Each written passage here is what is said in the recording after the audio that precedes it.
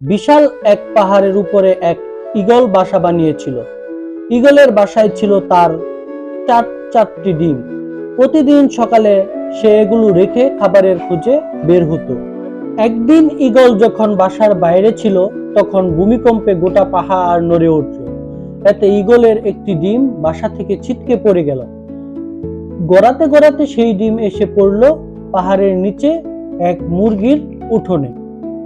মুরগি সেই ডিমকে নিজের বাসায় নিয়ে এলো, অন্যান্য ডিমের সাথে রাখলো, যত্ন করে তা দিতে থাকলো। একদিন সেই ডিম ফুটে ঈগলের সুন্দর বাচ্চাও বের হলো। মুরগির বাচ্চাদের সাথে ঈগলের বাচ্চাটিও বড় হয়ে উঠতে লাগলো। কিন্তু সে ভিতর থেকে যে সবসময় অন্য কিছু অনুভব করত।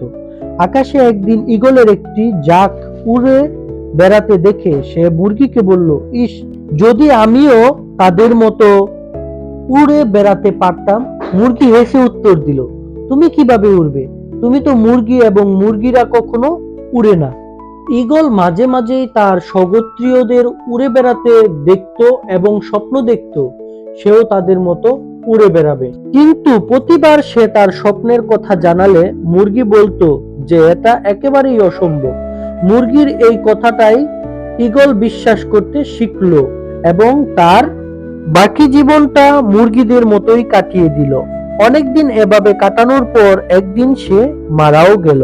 আসলে আমাদের জীবনেও একটা চরম সত্য, তুমি যা বিশ্বাস করতে শেখো, একদিন তুমি তাই হয়ে উঠবে।